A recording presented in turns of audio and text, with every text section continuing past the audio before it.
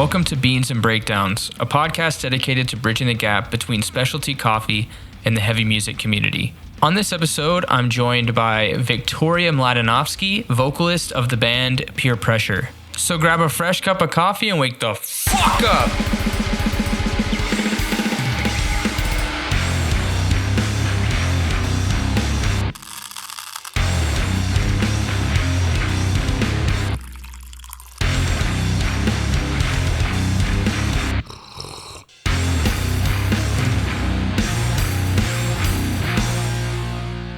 What's going on, Caffeinated crew? I'm here with Victoria Mladenovski, vocalist of Peer Pressure.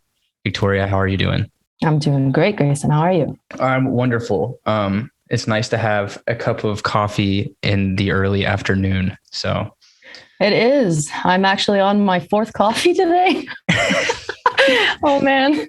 Yeah, I kind of didn't think about that before the interview. I was like, all right, my usual coffee in the morning, coffee after, third coffee. And then I was like, oh, shit, I really need to have a coffee at 4. So it's a 4 coffee day. That's fine.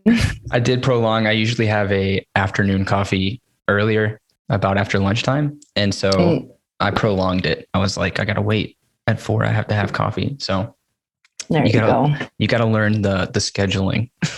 Yeah, for sure. At least I'm going to be high on energy, so it's all right. That's for sure. Good luck going to bed anytime before 11 p.m. I don't. What are you currently drinking? Well, I'm actually drinking an iced coffee from Tim Hortons right now. I've got to tell you, I've got this crazy obsession with iced coffee. I mean, I'm the kind of person who's drinking iced coffee in minus 40 degree weather. And I mean, people judge me, but think about it. Your coffee will never get too cold. Right? It's true. It doesn't water down. That's it. I mean, I get to enjoy it for as long as I want. You get a hot coffee in minus 40 weather, you're going to be sick of it in 5 minutes. So you got to be smart when you're living in such a cold place. Yes. That is like a strange Canadian phenomenon I've noticed is people lined up for ice cream and iced coffee in minus 30, minus 40. Man, I had ice cream yesterday night at like 11. Yeah. But my wife does also love iced coffee in the winter, like year round. And when we moved here, a lot of places didn't have ice in the winter because they think that you're insane if you want anything iced. Well, in the winter. Maybe we are insane. But now people have it. So she's like, can I get an iced Americano? Oh yeah. Okay, great. Thanks. No, iced coffee is great. All coffee. Is Tim's your go-to? Lately, I'll be honest with you. Yeah, it has been. I love making my own coffee at home. I mean, I'll be honest, I'm using a lot of Keurig, so I can't say that I'm brewing it myself. But actually, like going into that little conversation with my name, I'll tell you a little bit about that. But a coffee that I do really admire, we drink this a lot in my family. It's called Turkish coffee. I'm not sure if you've ever heard of Turkish coffee, but it's pretty strong. I make that once in a while, but it's pretty hard to get it down correctly because it's unfiltered coffee grains. So, I mean, you just got to get used to having the coffee grains in your mouth while you drink it. So it's like like an espresso. But the last 2 years, I think I've been having, okay, I'll be honest, at least 3 coffees a day from Tim Hortons.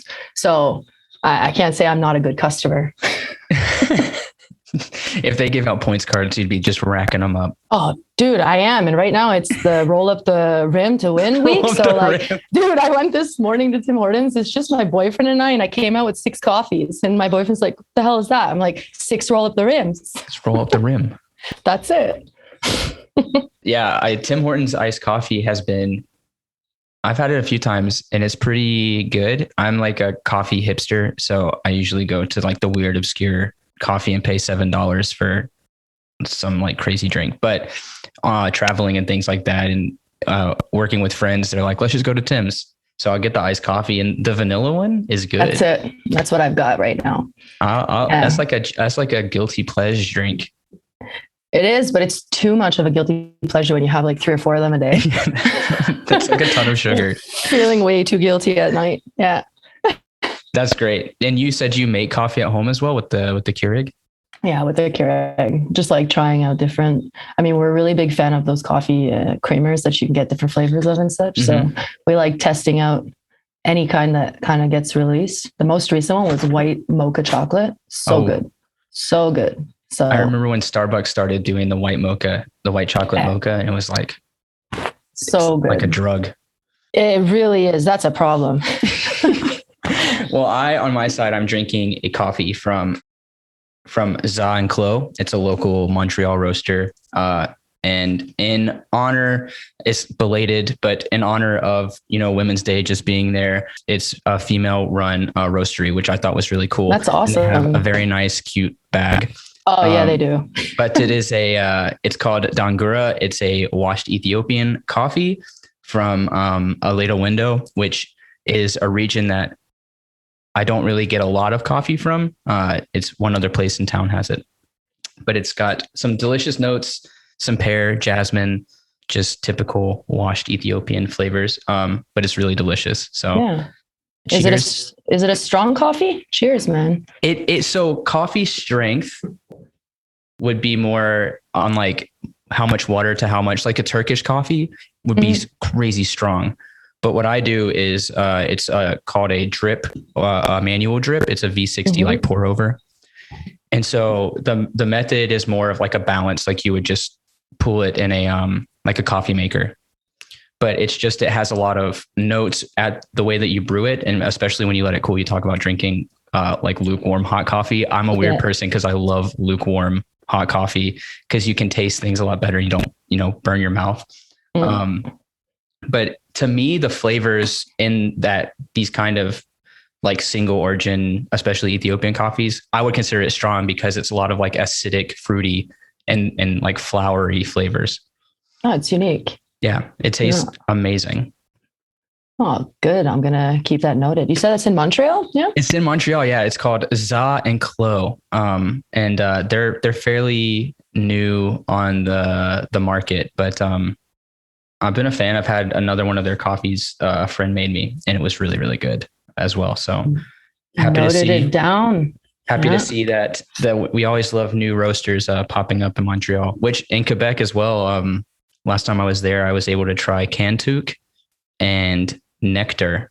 Nectar is great. Like if I have to shout out, of course, a local coffee shop, Nectar's, and I only recently tried that. One of my friends was bugging me, and then I said, fine, let's go. And seriously, it's not expensive. It's really, it's well-made coffee, and the ambience also of the shop. It's so cute, so comfortable. No, that's right. That's really a great place. I totally recommend that spot out here. I do. Whenever I went to the coffee shop to get this, it's like a coffee boutique. And they stock a lot of Quebec City roasters as well. So I asked for a coffee, and she was like, I've got this new sample from Nectar. I was like, let's do that one. That sounds great. So I'm a big, I think a lot of people here are huge Nectar fans. So. All right. It does well here for sure. Everyone that I know who's a coffee fan, they're going to be asking me once if we can go get coffee from there. So nice. I know it's a go-to. Yes. Yeah. The Cantuk is kind of in a weird spot though. I find like right behind it's right behind the conference center. Honestly, I've never been. What's that street that like, it's like a brick street on the other side of the convention center. And it's all those, like, talking about Petit Champlain, you mean? I think so. I mean, I'm not even originally from here, but I do my best to know what I can about the city. But I have a feeling you may or may not be talking about that area. I don't know. I might get a few friends who listen to this after telling me how wrong I am. So I hope that's not going to happen. But no, in general, that area that you're speaking of, like you've got a lot of cute boutiques and a lot of coffee shops out that way. I mean, even to name drop them, I don't have time. There's so many shops there. Like it's a really, it's pretty European over here. I mean, even Montreal, you got the same vibe with all those shops and little boutiques, and it's really nice. It was weird coming from the States and having the old port. Cause I'm from a very old city in Georgia, and we have buildings from like the early 1700s, but then you come here and it's about 100 years older. So everything is a bit more European looking and more French influence. So it is very cool. Where are you from originally? Well, actually, I came to Quebec from Toronto. So I was in Toronto before I was here.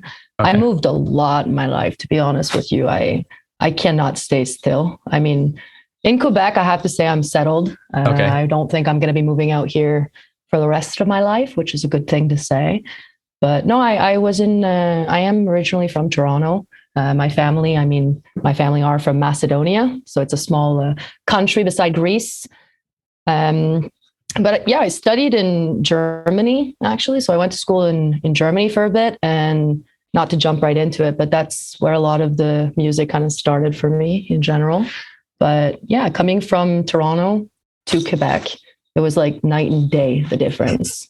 Night and day, I'm telling you. I fell in love with the city in 5 minutes, and I said, all right, I will be a Quebecoise now. I'm staying here. I'm doing it. Do you speak French? I do. I'm so shy. I'm still learning, but I have practiced so much in COVID because, that was something for me before COVID happened. I was so incredibly shy to speak in French because I've learned so many languages before learning French, and French is the most complicated of them all, honestly. And for that reason, sometimes I've been so shy to make a mistake because I'm also an English teacher. So as a teacher in my mind, I'm like, you can't make a mistake. So it held me back a lot, but COVID really pushed me. I practiced quite a bit. I took all the time to get really comfortable with it. And also being a vocalist from Quebec with a Quebec band, I got to get comfortable getting on stage and speaking French. So that's also something that's going to be quite new. I'm pushing that for sure in our future shows. So yeah, I mean, it's every day I'm learning more and more, but. Have you taken classes, or are you just kind of immersing yourself when you go out? I took classes a couple of years ago for quite a while, but I discontinued them just because with my schedule and with everything, it was so hard to commit. So to be honest with you, the best way to learn is to get out, go meet people and talk to them. That's how I need to learn. I'm so sociable. And if you want me to read a book and to remember it, I can't even remember what the hell I ate for breakfast this morning. So I'm not the kind of person who's got those crazy book smarts. I need to get out there and do it. So yeah, I've definitely switched my friends group here I haven't switched them, but I've switched the language. So you have a lot of people in Quebec who speak English, and they're so happy to speak in English and they're comfortable speaking in English. So, the friends group that I have, they were always speaking in English to me. And then I said to myself, like, I got to switch this a little bit. It's not fair. So ever since we've been hanging out, my friends, I've been speaking French, and that's something that they appreciate it, but they also helping me. So whenever I have a problem saying a word, like the word of the week that I've been having a difficulty saying, it's the number 8 in French. Huit. But there's you don't pronounce the T, right? It's oui.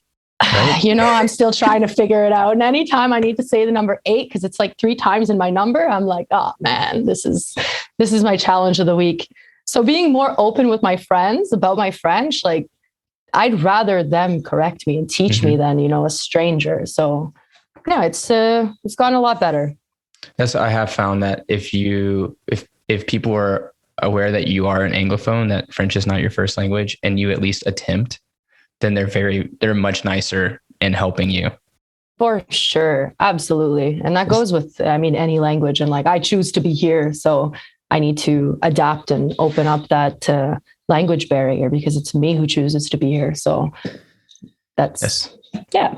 And I know that myself, I feel a bit guilty when I am hanging out with all Francophones and everybody's speaking English just because I'm the only one that doesn't. Man, it feels terrible, doesn't it? Yeah. It feels so bad. And like you have a meeting, and this is something that happens here very often in any domain of work, but like you've got a meeting or a conference, and if there are 20 people and 19 of them are French, but one person is English, that meeting is going to be in English. And it's so crazy because for those people, if it would be 10 of them who didn't even understand English, now they're going to be staying after the meeting for another hour to have a translation to understand. So it's just essentially so much more work.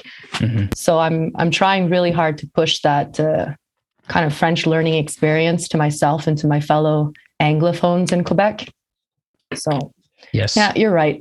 I agree with you. I've been trying, but I have a very American brain and mouth. And so trying to speak anything other than English is terrible, but I commend you in that as well. Cause I feel that pain. Merci beaucoup. Yes. So the Quebec scene, I feel like is very hardcore driven compared to Montreal. I've been in Montreal since 2018. I've noticed technical death metal, lots and lots of thrash, like just metal. But when it comes to hardcore, it's a bit drier. Not to say it's not good. I love it. But Quebec has, boundaries, peer pressure, get the shot. There's many others that I can't even name right now. How is the Quebec scene different than the Toronto scene and other scenes that you've been a part of?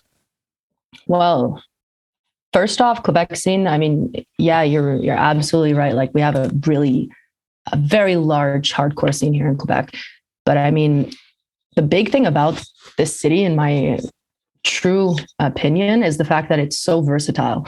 And it's not even just hardcore, but I mean, whichever genre there is such a huge community for each genre. That's something that's incredibly special to me. And to compare Toronto, like Toronto's amazing. Toronto's great. You got great shows, great artists, great venues. Nobody doubts that. To me, the difference, it's not about the artists, not about the lineups, it's about the community. So I found like my fair share of shows that I have seen in Toronto, like always been great. But the bigger they are, the bigger the crowd is going to be, right? Whereas when you've got smaller shows, smaller venues, smaller bands, it wasn't as packed each time as I know that everyone would have liked it to have been. And the biggest comparison that I could say in Quebec is that people just want to be there. If they don't know the band, I'm telling you, they're going to be there. They're going to go just to see their friends or just to see something new. And peer pressure in general, like we've been so lucky and fortunate because every show we have played, we've had a really great crowd. And I'm not talking like sold out shows. That's not what I'm talking about. But the people who are there, you see how happy they are to be there. And that's the adrenaline that me personally as a vocalist, that's what drives me. And kind of just to keep on that topic a little bit, if I could say the shows that we have here in the city in Quebec, even if there's an odd time where you're going to have, let's say, a worse show. So let's say you've got 15 people in the crowd, which it happens and nobody denies that it happens. Right.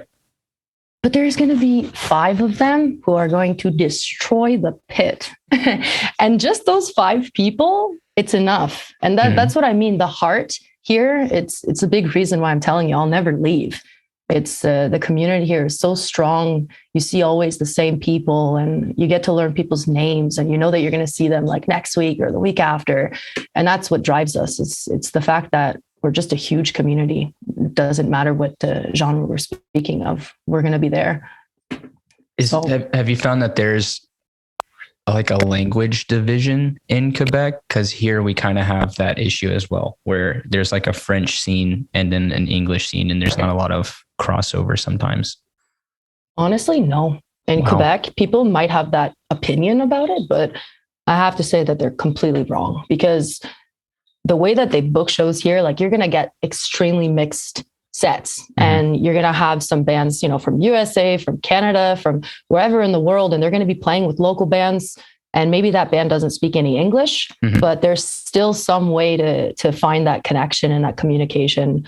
I've really never seen I haven't really experienced a moment where I thought the language was an issue for anyone in the community. So no, I'd say it's really about the music. That's awesome. Yeah, I love that. Here, I'm like, can we just let go of this for a minute and like be about the music and the community? Because when the music's playing, we're not talking to each other. We're just having a good time. That's it. Wow. I love that. And I think because Quebec is quite a bit smaller than Montreal, maybe that also has something to play where you have, 1 or 2 shows happening a weekend instead of 4 or 5. And then exactly. So I'm a bit jealous of that because I grew up the same way in a small town. Everybody, when there's a show, everybody's there. We've never heard of the bands, but we all just want to hang out. Yeah. I mean, it's really it's quite a difference. I mean, comparing Montreal and Toronto, those are 2 pretty big cities, especially when we're talking music. You have so many venues, you have so many places that, these bands are booking. And because of that, there's also a distance barrier. So a lot of people sometimes don't want to take a commute if it's on, for example, at Laval, if they're playing on the South Shore, North Shore of Montreal, or there's always a factor. Whereas in Quebec, Someone told me that when I first moved here and I didn't believe it, but everything is 15 minutes away. I'm not joking you. Like wherever you live in Quebec, wherever your destination is going to be, your GPS is going to tell you it's 15 minutes.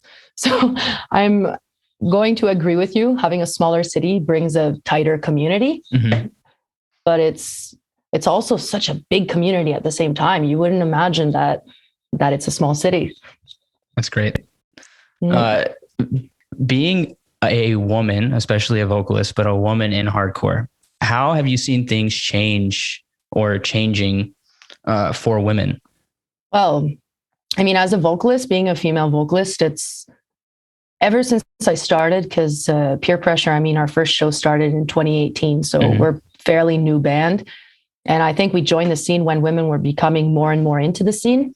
So as far as, let's say, discrimination or hate or anything, I never got it. I never get it. And that's something that I'll forever appreciate. But over the past 3-4 years, let's say, I cannot even believe how many more women I'm seeing in the scene. It's incredible. Like, you know, the local bands, like they're posting a new lineup, they're sharing their lineup, and you see you've got female drummer, female guitarist, female bassist, female vocalist. And that's incredible, because I mean, your talent, it's your talent. It's not your gender, it's your talent. Right.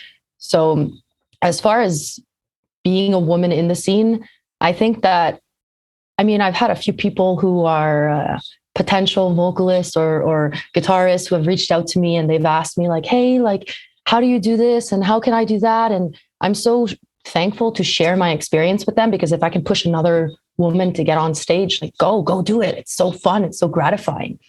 So I have to say that the scene's been incredible for me and for other women in the scene. And we have a lot of females on stage here in Quebec. I mean, it's crazy, seriously, in so many genres, and rock and indie and punk and hardcore and metal in general. And it's just getting stronger and stronger. We're seeing more full-fronted female bands coming out now. And so, I mean, the times are changing, and it's about time, because to be honest with you, and I say this in all kindness, I'm a kind of person where I don't like to push like my gender. If, for example, I don't want to use like a hashtag that says like female fronted or something like this. And I get it. I understand it, but I want you to appreciate the music. I want you to appreciate what you're hearing. So like, whether you close your eyes and you think I'm a man for the whole 45 minutes of our set, I don't care.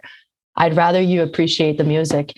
And I think this is something that I'm seeing changing a lot more, because people are starting to realize, whatever your gender may be and you're playing music, like, we're going to respect the hell out of you because you're giving us something to listen to. Right.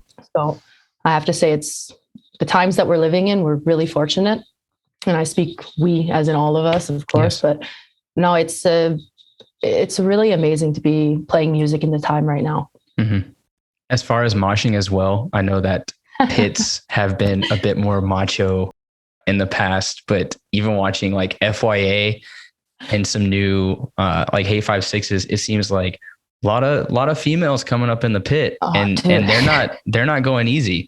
No, I think I'm more scared of the women now in the pit. And I was at a show like a couple of weeks ago, a week ago, and I was at one of my friend's shows, Death Note Silence. And, you know, there's a friend of mine, Kim, and she's one of the craziest hardcore girls that I can tell you in this city. And watching her just going in and moshing, like, it's so nice to see that, because honestly, I do the same. I just go in there and I just want to not throw punches at people, but I mean, throw punches to the air. And if someone's there, then, you know, you can punch me back. It's fine. But no, it's really incredible. And it's a mixed pit. It's seriously a mixed pit in Quebec. I can't speak for other places. It's been 2.5 years since I've seen outside of Quebec. So I can't really tell you much, but as far as the moshing and the vibe, it's completely mixed. And that's awesome, especially for me when I play a show and I've got like a group of women coming to the stage to grab my mic. Like, this is seriously why I'm doing it. It's not just for the women, it's for all of you. But if I can get more people comfortable to just have fun and have a good time, then I'm going to do it. Right. I know that for a long time, like, hardcore can be and this is just from hearing from other people, but it can be a bit, macho, or like, it's like, you got to be tough, like a tough guy. But at the same time, it's like, oh no, it's an inclusive scene. It's like, well, it has to feel, welcoming and safe in some form for everybody. So I'm just happy to see like, like women piling up to like shout on the mic and stuff. Oh, they do. Sick. They do. But a lot of people who don't understand this style of music, like I've got a lot of people who ask me like, what's your band? What do they sound like? And I'll show them and they're like, I'll never come to your show. I'm going to get hurt. And I'm thinking of like another band specifically, like Get the Shot. If you want to talk about Crazy Pit, if you're scared, go watch the show, but watch from a distance. Mm-hmm. And the thing is people get stressed because Pit can get so crazy, but there is nowhere else where you can go punch someone in the face by accident, tell them you're sorry, pick them right back up, and they're going to give you a hug and probably buy you a beer. Like yes, it's a risk. You're going to get hurt, but you're going to be taken care of. And that's something that I think the hardcore scene really, really dominates at. It's when we say a community, it's a community all the way. And they take care of each other. Even if you're complete strangers, you're there because, it is a community, like you're saying, and everybody kind of has this one thing in common, even if it's not your favorite band or your favorite subgenre of hardcore, you're there because you want to be a part of it. And so, that's right. I'm totally about the community side of things. And that's why I love coffee and hardcore and heavy music in general, but especially hardcore. It's like, you can punch somebody in the face and pick them up. That's so funny. One of my friends sent a meme to me and said, hardcore is incredible because I can pay $12 and feel entitled to do karate, jump on somebody's head, and basically jump from the highest, shout a full song on the mic and jump from the highest point in the venue onto the crowd. That's like the three main things that just sums it up. That's pretty much how it goes. It's an incredible phenomenon, but I love being a part of it. Oh, definitely. Yeah, I wouldn't change it. Honestly, that's the community here. It's so comforting knowing that, like I said, if you've got 15 people or 150 people, of course, every band is going to get not necessarily pissed off about it, but they're going to look outside and be like, oh, there's not a lot of people, but it's just crazy because as soon as you start your song, like you forget about how many people are there and you just focus on the ones who are there. And that's something that I got to say, like seeing handfuls of shows in Toronto, like I don't want to bash it or anything, but I mean, I didn't get the same vibe. Like if you're going to be playing a show with 10 or 15 people, you're probably going to have a bad show because you don't get that kind of same energy. And I'm not speaking for every show. Of course not. I'm just speaking in general. So before I get bashed, but I do really want to come up and check out Quebec because being in Montreal is a lot of fun. And I love the shows that I have been to, but like I said, there's like, even from outside looking in, I can see that there's this incredible energy around the scene and like, even not just hardcore, but in heavy music in general. So hopefully will be soon either playing or going to a show because I've been making a few friends up there. Well, there you go. And you've got a new one now too. So hit me up. Yes. There you go. Awesome. Why did you want to become a vocalist? What a question. Who doesn't want to? But I mean, I grew up with the musicians kind of surrounding me. My brother's a drummer and I always followed him at all of his shows, whether he liked it or not. Like, so I was kind of that annoying younger sister who would always join him, and just seeing him on the stage, man, seriously, it was so exciting for me knowing that like, he's playing, he's confident in himself, and he's able to play this music with in front of strangers or bands that he respects and, look up to. And ever since I was like 12 years old, I told myself, one day. I even tried getting in my brother's bands a couple of times, and he just looked at me like, what the hell are you thinking? So, I mean, that wasn't my way of getting into it. But aside from growing up and fantasizing about it, I guess the time that I really realized, hey, this could be real. I mean, my boyfriend, Mike, he's a vocalist of a great local band here, metalcore, called Feels Like Home. If you don't know them, I definitely recommend you check them out. They're pretty heavy. Yes. And watching him as a vocalist like when we first started dating, I mean, in 2015, and watching all of his shows as a vocalist, like he was so confident and so sure of himself. And I remember having conversations with him saying, like, do you think it's something I can do? You think I can do that? I love screaming. I love practicing. I've been doing this all my life, but never in front of people. And he really gave me a lot of a push. He was like, if I can do it, you can do it. And I really held on to those words. And I'll tell you, the day that I said, I'm doing this, I actually followed Get the Shot to Toronto, because they played a show in Toronto in 2017. I'm trying to remember the venue. I want to say a Sex Lounge. And at their show, I was always that annoying fan kid who would run up to the front, just like screaming in the air, whether I got a microphone or not, because JP as a vocalist, he's just insane, incredible. And during their set, they started playing Cold Heart. It was one of my favorite classic songs by them. And Danny, I mean, he was beside playing, and I just grabbed his microphone and I just started singing that featuring from Cold Heart on the stage. And that was the first time I had ever been on stage. I've never screamed or had any vocal practice in front of anyone or done anything. It was just such a crazy experience for me.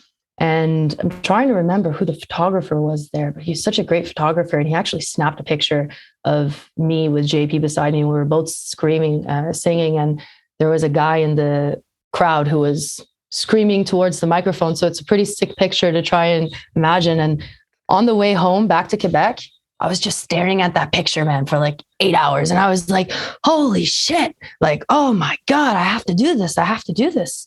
So as soon as I got home, I went on Facebook, I made a post. I was like, I'm going to make a hardcore band. If you're interested, send me a message. Then I met my guitarist, Gabe, and then we got things rolling. And I mean, if that's a long enough story of how to explain how it started, it was just years of fantasizing, dreaming of being like my brother. And then I started to date my boyfriend, who was a vocalist. So, I mean, I was surrounded by all of that energy and the motivation to do it.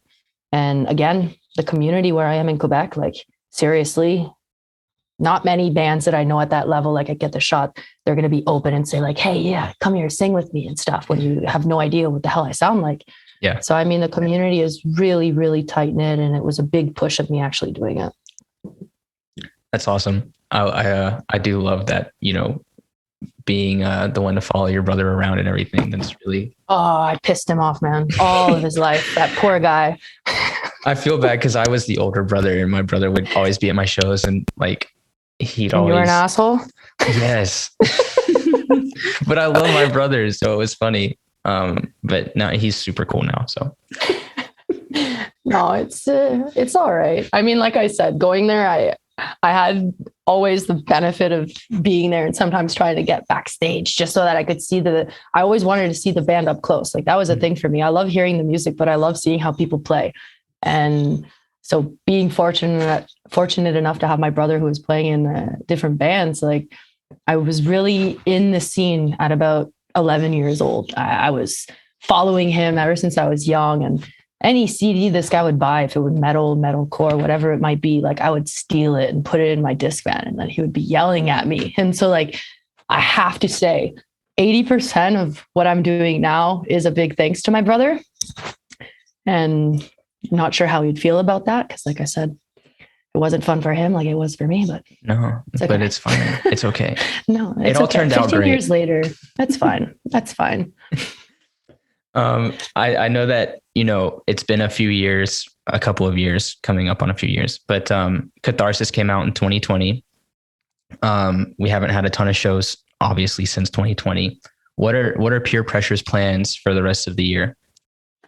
Yeah, so I mean, some good news is that we can officially say that we are active again, and we're getting ready for life to come back. I mean, COVID did hit us hard, like many bands. It's no denial for anyone, but it was difficult to practice. It was difficult to do anything, because one week, okay, you can't see anyone. The other week, okay, you can do it. So it's hard to like keep track of things like jam spaces and everything when you don't know if you're going to be able to go. But over the last few weeks, we've really gotten our shit together and focusing on good things to come. can't speak too much as far as shows because things are going to be announced, but we do have shows planned for 2022, which is really, really great for us. We're thinking of definitely dropping some new music. That's going to be also in the works. As far as catharsis, this album is kind of, it's like a bittersweet feeling for us because we announced the release of the album right before COVID hit. Right. And we were left like with this kind of dilemma. Do we hold the album until whenever this is going to finish, or do we drop it and keep our promise to the people, So we said, no, we have to release it, and we can't just sit on it for whoever knows how long it would go. So we decided to drop it. And no, we have not played Catharsis live. We've only played a couple songs. As singles, but no, we haven't played it live. It's seriously such a crazy feeling to say that, oh yeah, I released this album like about 2.5 years ago. I've never played it live. So our next show, I'm just so ready because in a kind of light of it all, it's rare that a band can release something. And then when you're going to play a show with that new release, not many people are going to be singing it or moving around because they're just getting the feel for the album, right? Right. Whereas hell, our next show, if I don't see people singing it, I'm going to be like, what the hell did you do for 2 years? She's going to start crowd killing people just because they don't know the songs. That's it. Or I'll get my girl, Kim, like I told you, she'll go in and crowd kill people for me. Gonna smash people up. That's it. So, we do have, we've got some good things coming, and we're really starting to work hard, and it's been slow these last few months and years, but things are finally kicking up, and motivation that we needed was COVID ending. So now it's time. Yep. I'm super excited, hopefully to catch you guys soon. Well, Victoria, I have had such a great time talking with you. It's been great. Just learning about your background in hardcore and everything like that. I have one question before we go. Let's go. What's your favorite city for Beans and Breakdowns? I have to say Quebec City. I have to. And with everything that we just spoke about, I think we know why I'm saying it. Yes. But definitely, you got both of them here. You got lots of beans. You got lots of breakdowns, man. Lots of beans. Yeah, you do. That's just another reason to get to Quebec is to, if not for the coffee, for the music. And unfortunately, I've never been to a show, but hopefully that will change soon.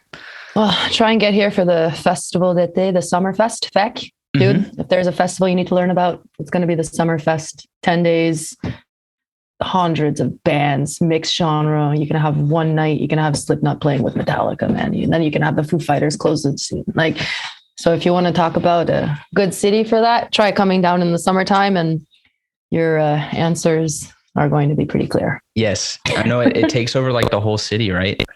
Oh, it does. People come here from all over the world just to book that festival. And like I said, it's not even expensive. Like I still don't understand how they can get away with it being $100, but that's just incredible. And it's a really shining moment for the city and the bands. Well, hopefully I'll be able to check that out. I got Heavy Montreal on my list this year. It'll be like the first year I can go. So it's another big one, dude. It's a lot of money I've been investing for this year of shows. Yeah. Well, the name does it justice. So it's definitely a good fest too. But yep, Summerfest is on my list. I know last year I saw that it happened. It was like Slipknot was one of the headliners. And I'm like, I want to see Slipknot really bad. Thank you so much for hanging out. Enjoy the rest of your Sunday. And I wish you guys all the best for the coming year. Thank you so much. And thanks again for having me, man. Of course. Take care. Thanks. Thanks for listening to this episode of Beans and Breakdowns. I want to say a huge thanks to Victoria for coming on the podcast to talk all about the Quebec hardcore scene and what's been going on with Peer Pressure. Be sure to check out Peer Pressure's music available on all listening platforms and give them a follow on Instagram to check out their upcoming shows. If you've enjoyed the podcast, please subscribe and leave a review. You can find out more information about the podcast by following us on Instagram at Beans and Breakdowns and on our website, beansandbreakdowns.com. Until next week, be sure to stay caffeinated and wake the fuck up.